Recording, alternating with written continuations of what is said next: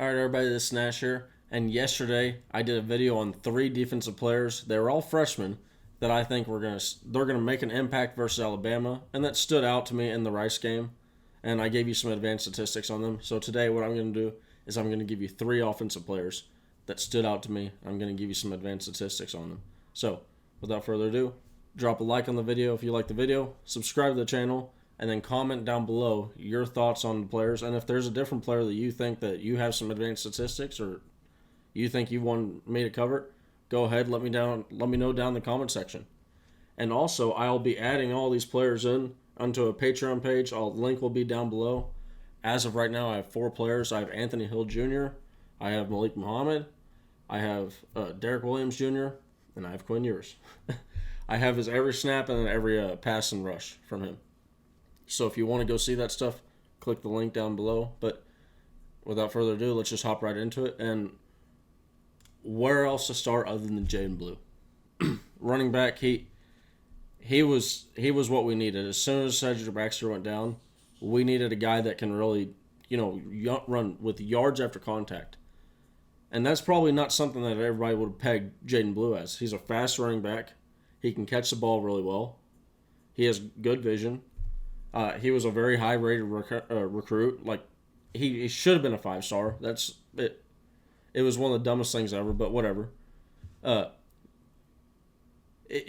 in between the tackles wasn't one of the things that you'd think he'd be able to do. Especially, he's not one of the bigger guys. Well, 10 attempts for 55 yards. 44 of those yards were after contact. 80%. So, he was getting a ton of tough rushes and tough yardage going down. He had 2 rushes that went over 10 yards, and that's massive that's 20% of his rushes are going over 10 yards. Now it's a small sample size, and that is likely going to get worse as we go on through the season. But it's encouraging to see. The yards after contact is the biggest thing.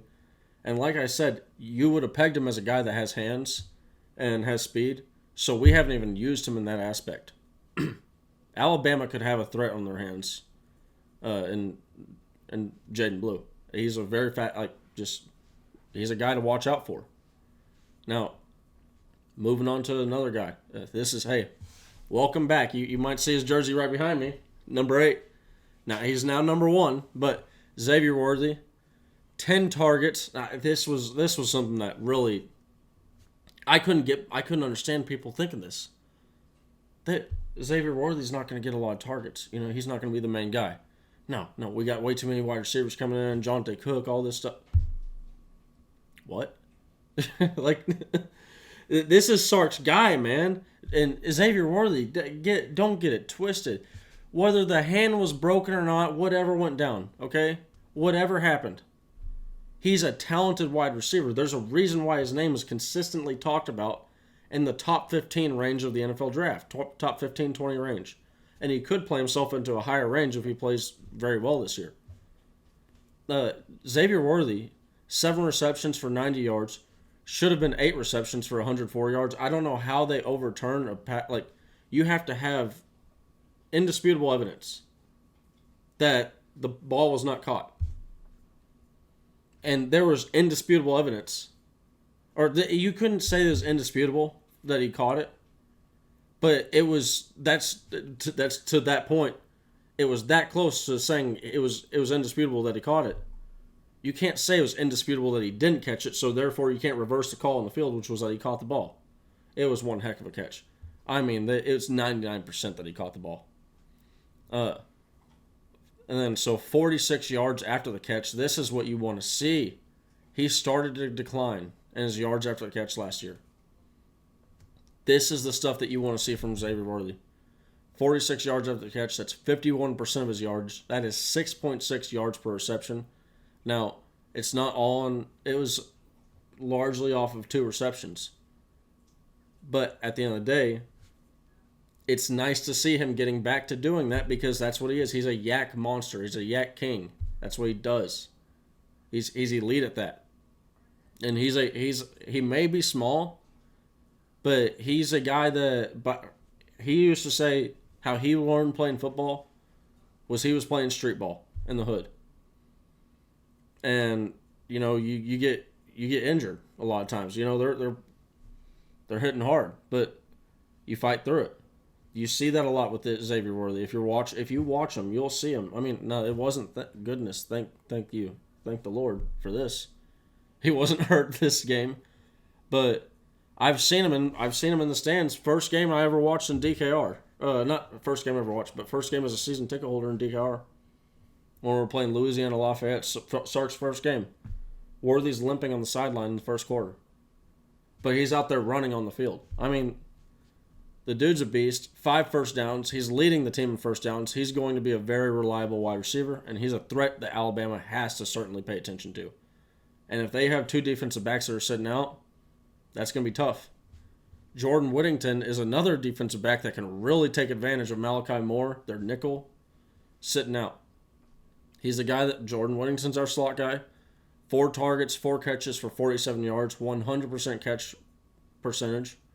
What else do you expect from Jordan Whittington, who had 75% catch percentage last year? So he's a guy that's going to consistently catch the football. He had 25 yards after the catch. That's 53% of his yards, 6.3 yards per reception. That's right there with Xavier Worthy, where Xavier Worthy had 6.6. This is the good stuff that you want to see. And this was probably in a day where they're running a very vanilla game plan. 2 first downs. I mean, you're going to start. Jordan Whittington could be a guy that I think you see a lot of scheme towards, because I think he may be an overlooked guy. A.D. Mitchell is going to draw a lot of fanfare, not just from the fans, but also from the opposing team. But Alabama, trust me, Alabama knows about A.D. Mitchell. They know. Yes, he scored a touchdown on them. They understand who he is and how good he is.